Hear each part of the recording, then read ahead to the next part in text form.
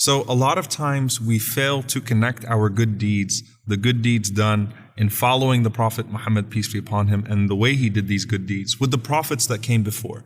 And doing so allows us to connect at a deeper spiritual level with the prophets that came before the Prophet ﷺ, and also understanding the way that Allah allowed these times and these deeds to coincide with one another. So a lot of people, for example, in Ramadan, when I quote the hadith about how the Prophet, peace be upon him, mentioned how all of the holy books were revealed within the month of Ramadan in a way that coincided with the month of Ramadan, not just the Quran. They'd be shocked. So the Injil, the Torah, the tablets of Ibrahim and Musa were all revealed in the month of Ramadan, as the Prophet ﷺ mentioned. The Psalms of David, of Dawood ﷺ, all revealed in the month of Ramadan.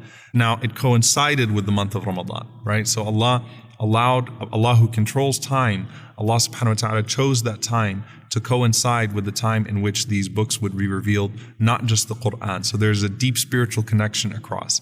Obviously with Hajj, Ibrahim alayhi salam, right? You think of Ibrahim alayhi salam, the Prophet Abraham, peace be upon him, raising the foundations. But that's also the first place of worship where Adam alayhi salam and Eve alayhi salam, Hawa, resided, and the angels built a place of the worship of Allah. Ibrahim raised the foundations.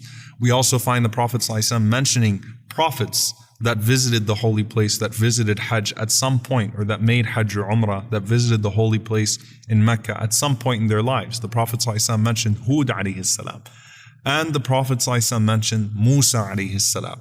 So imagine Musa alayhi salam making tawaf around the Kaaba, the place that was established by his grandfather and the grandfather of the Prophet sallallahu alaihi wasallam, Ibrahim alayhi salam, right? That Abraham raised the house with his son Ishmael, and so other prophets honored that as well.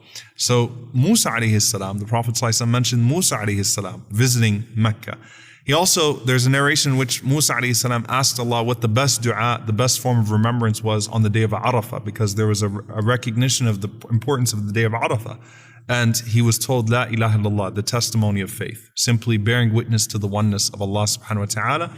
Because when we were extracted from the back of Adam alayhi salam on that day, we all testified to the oneness of Allah. So the best form of remembrance, the best form of dhikr on the day of Arafah is testifying to the oneness of Allah in any way, right? And the best form the Prophet ﷺ taught us was, he said, I and the prophets have not said anything better. Notice, he said, I and the prophets have not said anything better on this day of Arafah than La ilaha illallah wahdahu la sharika lah, lahul mulku wa lahul hamd, wa huwa ala kulli shay'in qadir. So I bear witness to the oneness of Allah, just as we bore witness on that day when we were originally extracted.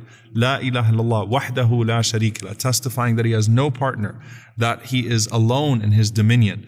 Lahul mulku wa lahul hamd, he's alone in his dominion, and he is the most worthy of praise, alone in being praised in a way that a God would be praised. وَهُوَ عَلَى كُلِّ شَيْءٍ قَدِيرٌ, and he has power over all things. So all of the forms of the testimony of faith, all of the prophets used to do that on the day of Arafah, to remember the day when we were extracted from the back of the Prophet Adam alayhi salam doing so. So there's another interesting connection in the Quran for us to think about, that on the day of Eid, that is the day that Allah spoke to Musa alayhi salam directly, according to the majority of the scholars. Now, what is this referring to? Allah mentions the 40 days of Musa alayhi salam of fasting. So this is biblically in the Exodus 34:28. It says, Moses was there with the Lord 40 days and 40 nights without eating bread or drinking water, and he wrote the tablets in the words of the covenant.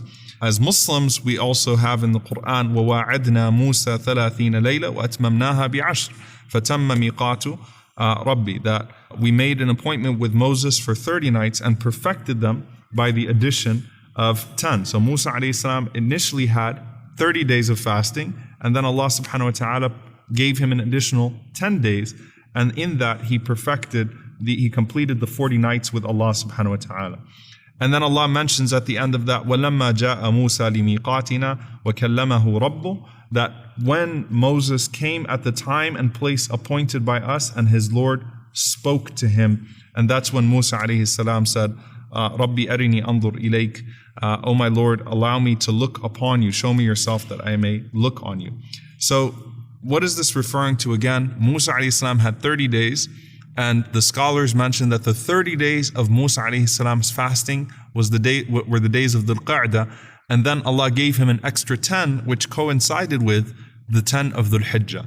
So those 10 days that Musa alayhi salam was fasting were the 10 days of Dhul Hijjah. We have a relationship to this as Muslims because we just finished not so long ago the 30 days of Ramadan, or the month of Ramadan, and then Allah gives us another 10 days, the most blessed 10 days of the year after the most blessed month of the year.